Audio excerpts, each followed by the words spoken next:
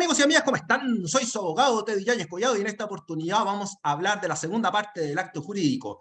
Pero antes de este video quiero hacer dos alcances. Primero, los temas de la capacidad y de la representación la vamos a dejar para un próximo video, ¿ya? Por tema de tiempo y por otros compromisos voy a dejar pospuesto este tema de la capacidad y la representación. Y en segundo lugar, el tema de la nulidad. Ya tengo un video en este canal sobre la nulidad explicado de todas las maneras, tanto de la nulidad absoluta como de la nulidad relativa, y también sus efectos, ¿ya? La pueden echar un vistazo después de este video. Si les gusta este canal, suscríbanse, denle like y compartan, porque esa es la única manera en que ustedes tengan toda la información y el conocimiento respecto al derecho. Ahora sí, amigos y amigas, sin nada más que decir, comenzamos inmediatamente con el video.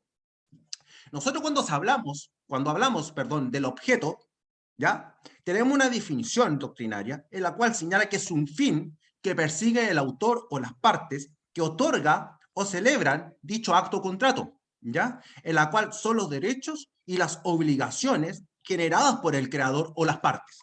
Eso es lo que se refiere en cuanto a la concepción doctrinaria del objeto.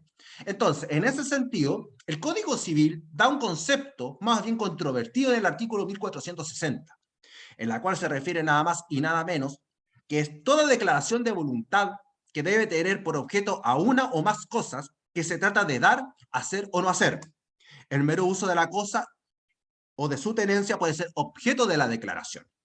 Entonces, en ese sentido, ahí estamos hablando de una concepción legal del artículo 1460 que no es clara. No es clara, por eso se genera esa controversión. Y en ese sentido, tanto la doctrina como la ley definen, mejor dicho, dan dos puntos de vista muy claros respecto al objeto, en la cual se refiere al objeto del contrato y al objeto de la prestación.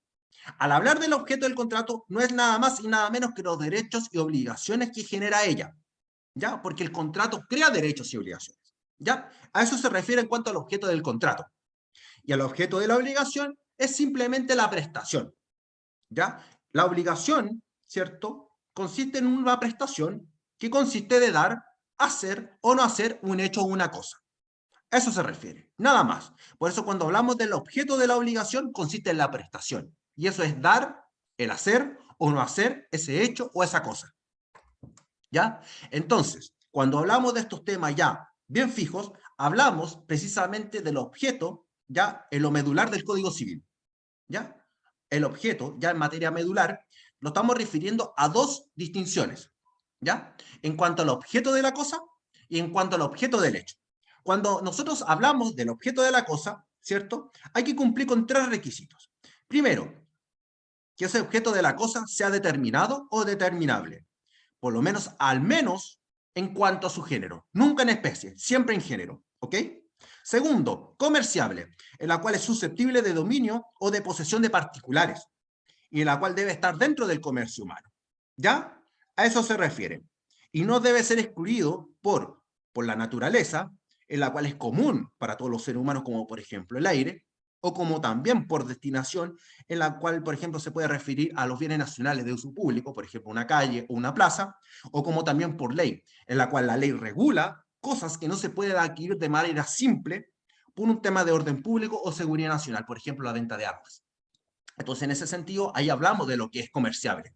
En cuanto a lo que es real, debe existir al momento de la celebración del acto contrato, o esperar que exista. ¿Y cuáles son esos casos en los cuales se puede esperar que exista? Sencillo. Uno, vender la suerte. Y dos, pactar que la compraventa de cosas futuras no se entienda hecha con la condición que exista. Entonces, en esos casos, se entiende que es un elemento de la naturaleza al esperar que exista. Es un elemento de la naturaleza del acto contrato, en la cual, en ese caso, las partes pueden alterarla sin alterar, o sea, la pueden alterar, pero no afectando la esencia. ¿Ok? Eso ya lo hablamos en un video anterior. ¿Ok?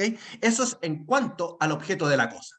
Ahora, cuando nosotros lo referimos al objeto del hecho, hay que cumplir con dos requisitos. Uno, que es determinado o determinable, ¿ya? Cuando lo referimos a este punto, debe ser de un hecho claramente determinado.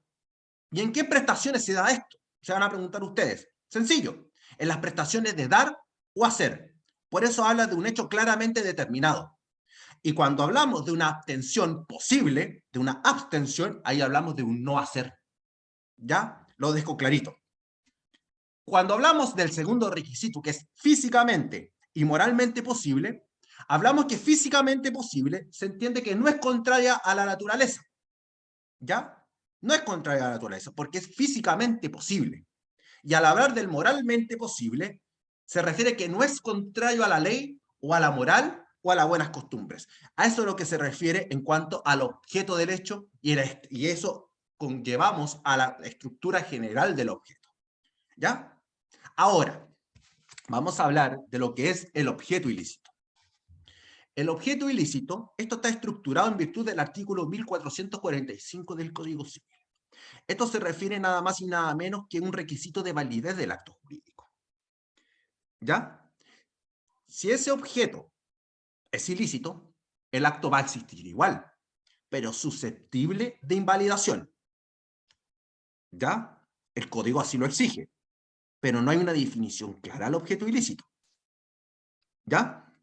Por eso es muy discutido por la doctrina por grandes autores, pero para efectos didácticos de este video tienen que tener claro que por lo menos es un requisito de la validez del acto jurídico. ¿Ya? Es un requisito de la validez.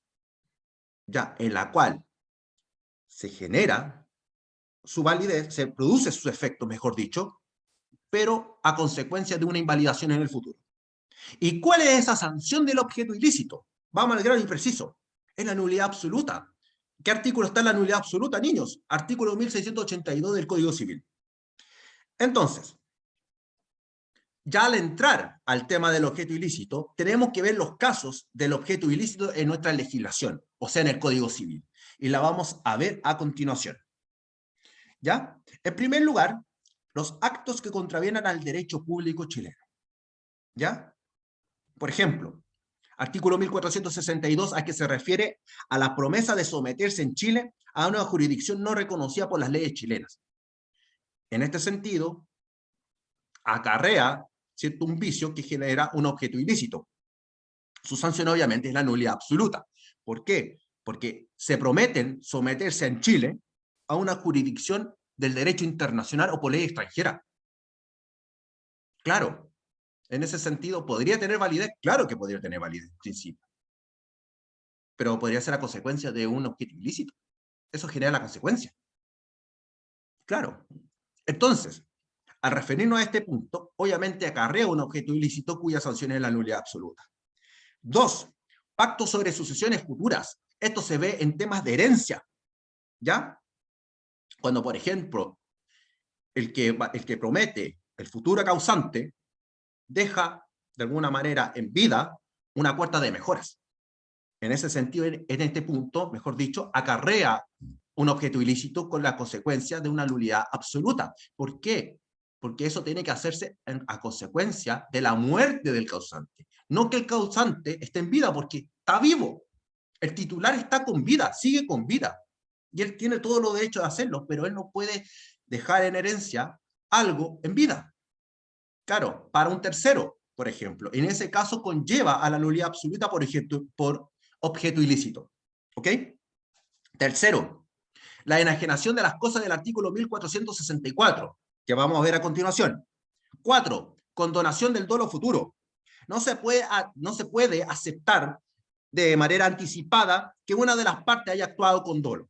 Es preciso que se debe perdonar el dolo una vez que sea conocido, una vez que el dolo sea conocido y que la víctima haya padecido de ella. Entonces, en ese sentido, tienen que tener claro que la condonación del dolo futuro también tiene un objeto ilícito. Como consecuencia de ello, es la nulidad absoluta. 5. Deudas contraídas por los juegos de azar. ¿Ya? Porque en estos casos hay ciertos juegos de azar que están permitidos por la ley. ¿Ya? Y no va a haber objeto ilícito en aquellos casos que predominen la destreza o la habilidad. Entonces, en ese sentido, los otros juegos de azar que no demuestren o predominen, mejor dicho, la destreza o habilidad, también caen en la consecuencia del objeto ilícito. ¿Ok? 6. Venta de libros prohibidos y objetos considerados inmorales. Y 7. Actos y contratos prohibidos por la ley. También adolecen de objeto ilícito y por lo tanto de la nulidad absoluta del acto. ¿Ya? Eso se refiere a cuanto al objeto ilícito. Ahora vamos a estudiar, ¿cierto?, el objeto ilícito de la enajenación de las cosas enumeradas en el artículo 1464 del Código Civil. ¿Ya? Vamos a introducir un poquito en el tema en cuanto a la enajenación. ¿Ya? La enajenación se refiere a la transferencia, ¿ok? A la transferencia del dominio, a la constitución de un derecho real, vista desde un punto de vista amplio.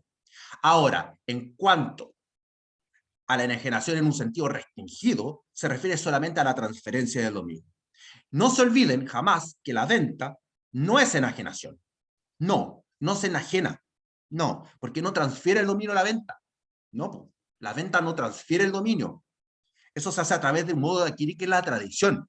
Desde allí se hace la transferencia del dominio. Se enajena dicho derecho, pero no en una venta. Porque en la venta solamente se da el cumplimiento de los derechos y obligaciones entre las partes y nada más. Entonces, vamos a analizar uno por uno los puntos. Número 1, enajenación de las cosas que no están en el comercio. Cuando nos referimos a este punto, hay que distinguir si son cosas comerciales como requisito de existencia o cosa comerciable como requisito de validez. Cuando hablamos de la cosa comerciable como requisito de existencia, ¿ya? Si una cosa es incomerciable, no puede ser objeto. Es inexistente por falta de objeto, mejor dicho. Entonces, no se olviden que como requisito de existencia, si es incomerciable, adolece de objeto ilícito, por lo tanto de nulidad absoluta o de inexistencia, la cual en ese caso sería por falta de objeto, obviamente. Ahora, respecto a la cosa comerciable, ¿ya? Como un requisito de validez, ahí viene el error que provoca el legislador. Voy a explicar por qué. Porque lo que pasa, ¿ya? Se podría sanar dicha cosa incomerciable. ¿Por qué? Porque la nulidad absoluta en ese sentido se puede sanear por el tiempo, ¿ya? Y en ese sentido podríamos efectuar la venta de una cosa no comerciable, ¿ok? De una cosa no comerciable y que se sanee por el lapso de tiempo. Por eso, la doctrina señala que el legislador, al momento de establecer esa regla, se considera absurdo, porque la nulidad absoluta no se sanea de así como así en el tiempo. Esa es la crítica. Claro, no se podría sanear bajo ninguna circunstancia, porque ya predomina en ese punto el requisito de validez. Pero el error que cometió el legislador es que lo estableció de esa manera, para que se pueda llevar a cabo una venta de una cosa incomerciable. Claro, fue un error del legislador y se asume en ese punto por parte de la doctrina. Entonces ahí tenemos claro cuáles son las cosas que no están dentro del comercio. ¿Ya? Número 2, enajenación de los derechos y privilegios que no pueden transferirse a otras personas. Es la conocida como los derechos personalísimos. Es conocido como los derechos personalísimos, ¿ok? Estas son susceptibles de dominio. Están dentro del comercio humano, pero son inalienables. ¿Ya? Me cuesta decir un poquito esa palabra. Inalienables. ¿Qué significa esto? Que no pueden separarse de su titularidad. ¿Ya? De su titular, la cual el titular tiene dominio sobre ellos. ¿Cuáles son los ejemplos clarísimos de ahí? El derecho de uso y habitación. ¿Ya? Porque ese es un derecho personalísimo. Ahí tienen. Ejemplo. 3. Enajenación de las cosas embargadas por decreto judicial.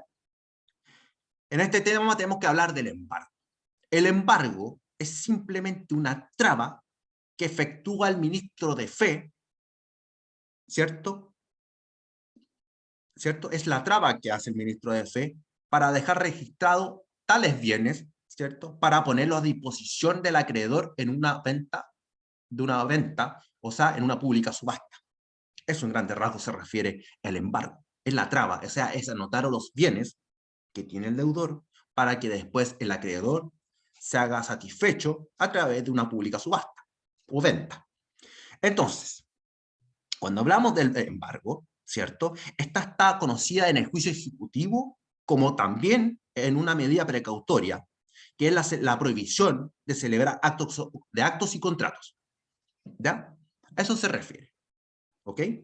No olvidarse que el embargo, ¿cierto? Es una traba que efectúa el ministro de fe, ¿cierto? Y esta es conocida en el juicio ejecutivo como también por una medida de precautoria, cuál es la prohibición de celebrar dichos actos contratos, ¿ya? Perdona que sea reiterativo, pero póngame atención.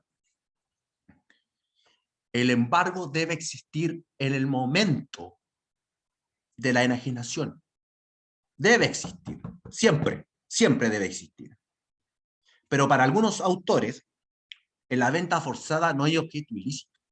No, obviamente, porque eso es una decisión que toma la justicia por una orden judicial, ¿ya?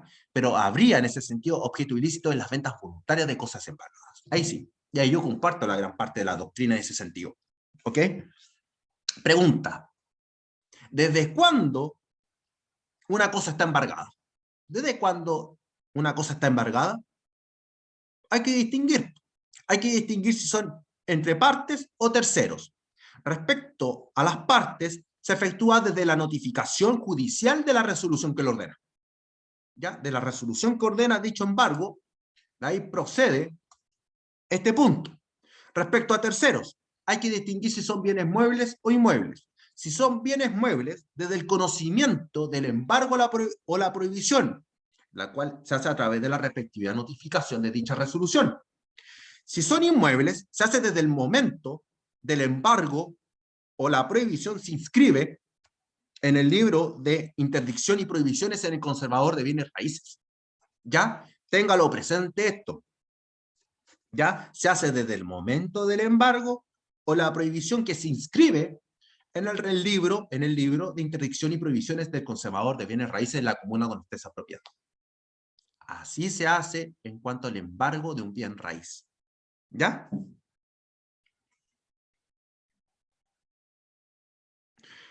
Existen dos formas de enajenar válidamente una cosa embargada, en la cual debe ser previa a la enajenación, ¿ya? Porque si es posterior, obviamente, ya se decretó en ese sentido la nulidad absoluta y en esta no admite ratificaciones. Obviamente, la nulidad absoluta no admite ningún tipo de ratificación. Entonces, en ese sentido, ¿cuáles son esas dos formas de enajenar válidamente una cosa embargada?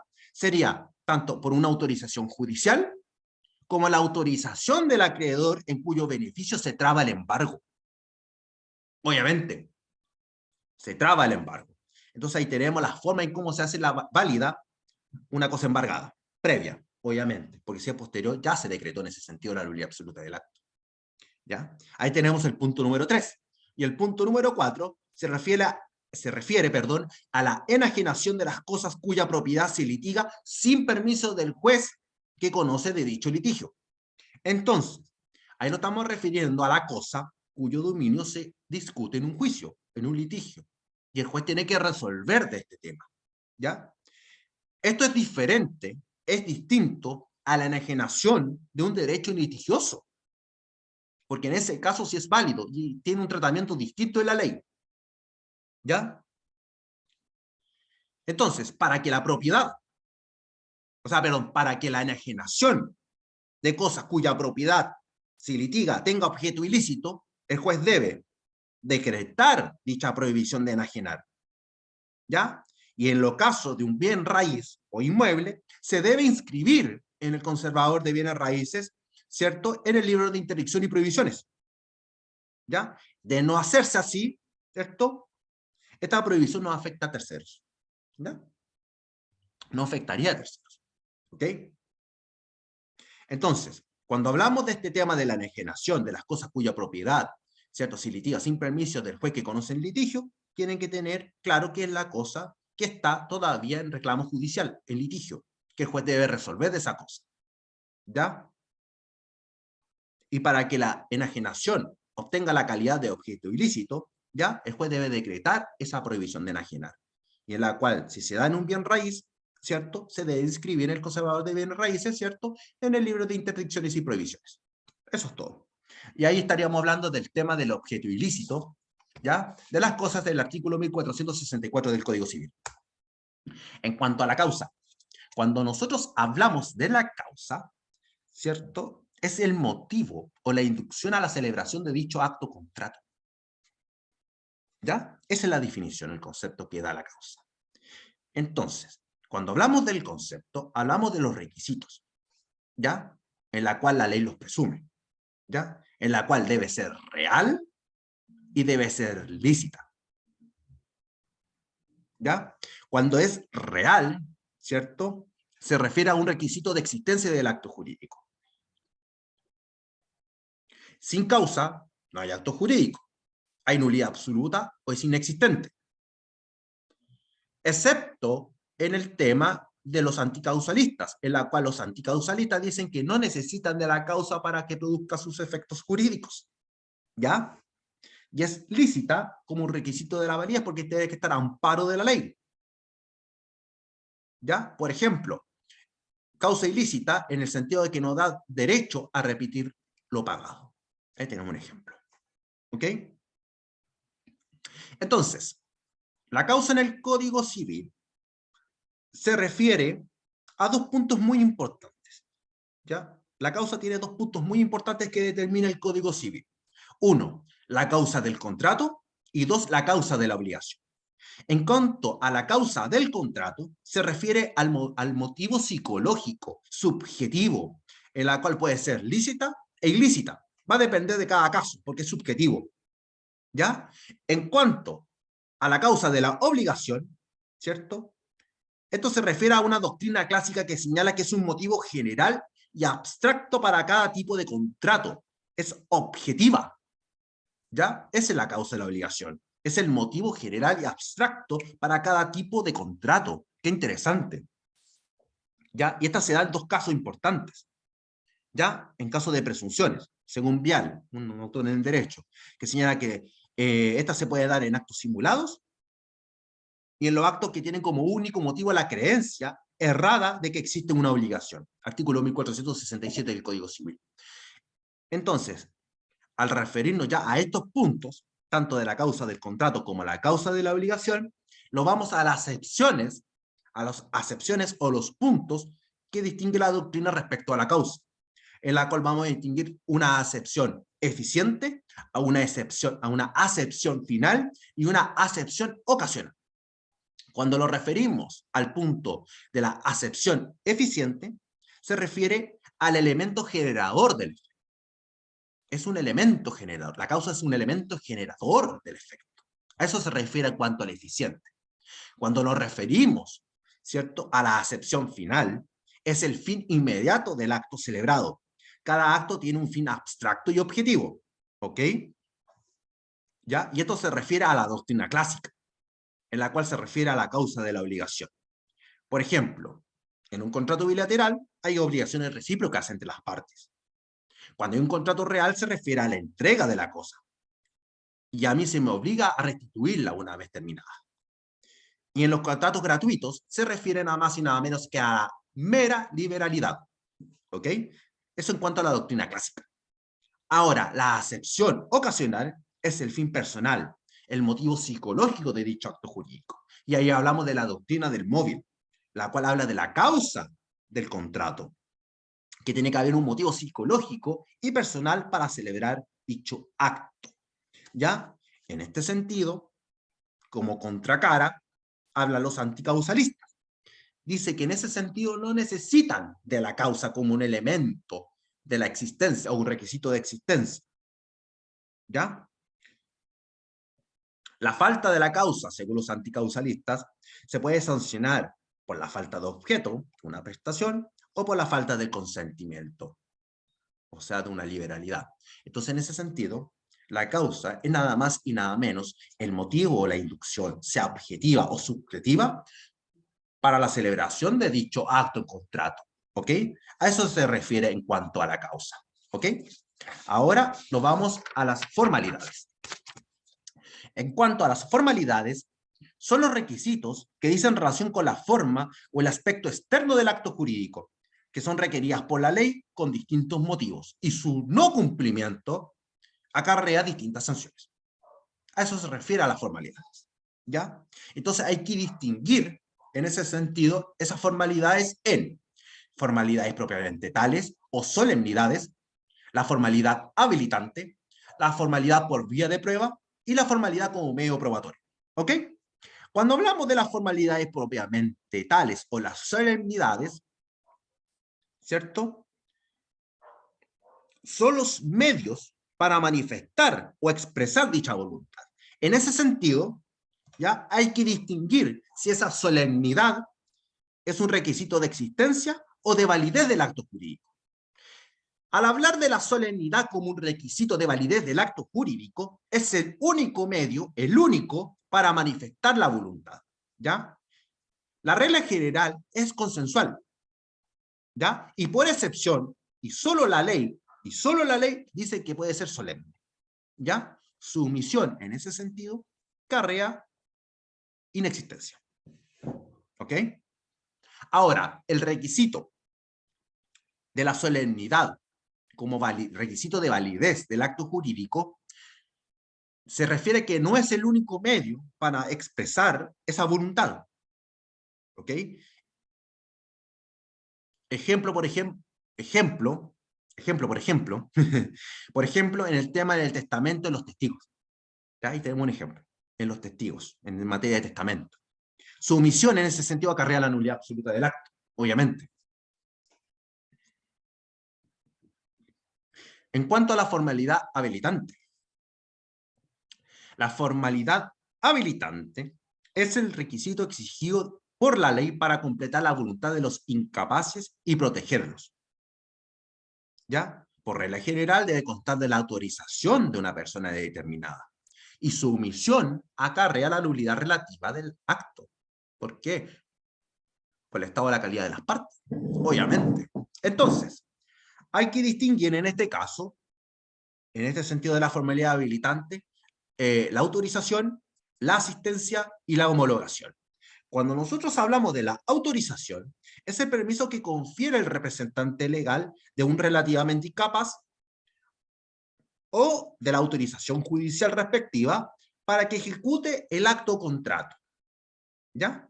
Por ejemplo, artículo 1754 del Código Civil, cuando hablamos de la mujer casada en sociedad conyugal. Entonces, en ese sentido, ahí tenemos el tema de la autorización. ¿Ya? La asistencia. La asistencia se refiere a la concurrencia del representante legal en un acto del relativamente incapaz, ¿ya? En la cual celebra un acto de contrato, colocándose jurídicamente al lado de este, ¿ok? Ejemplo, artículo 1721 del cuerpo legal, ¿cierto? Referente al tema de las capitulaciones matrimoniales por el menor adulto con 16 años cumplidos. Ahí tenemos un ejemplo de la asistencia.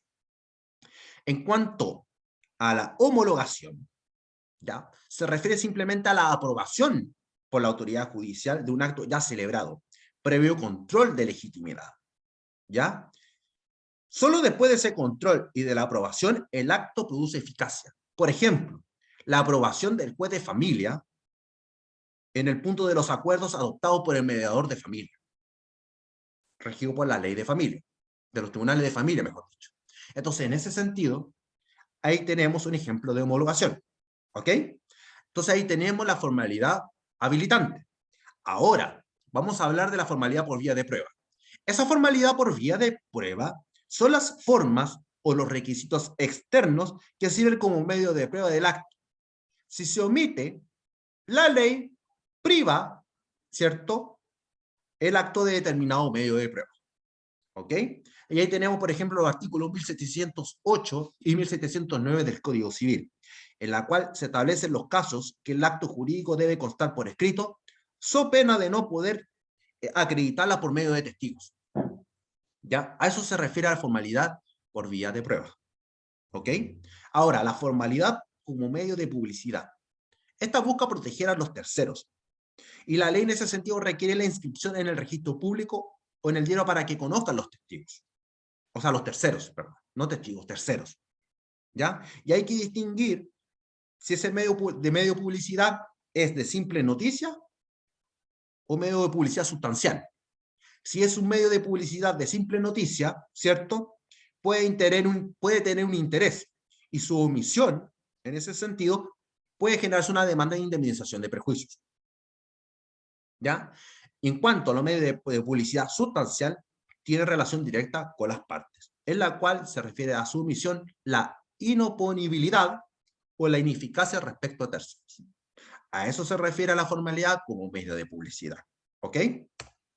Y finalmente vamos a hablar de los efectos del acto jurídico. Esto es breve y nada del otro. Este es el fin perseguido por el autor o las partes y tiene una trascendencia jurídica que el ordenamiento jurídico lo tutela.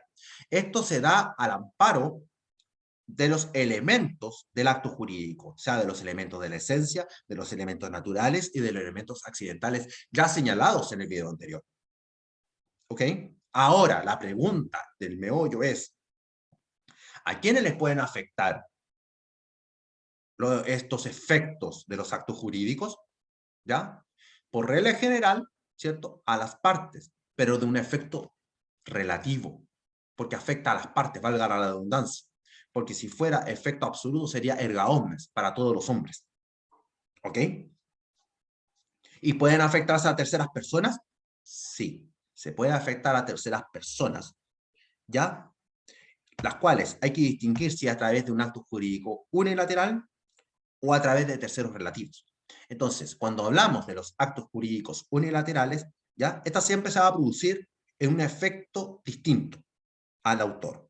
Entonces ahí tenemos ejemplos: estipulación a favor del otro, promesa de hecho ajeno y la novación entre acreedor y deudor solidario, cuando aceptan son parte, por ejemplo. Y esos temas los vamos a ver también en otro video con mayor detalle, ¿ok?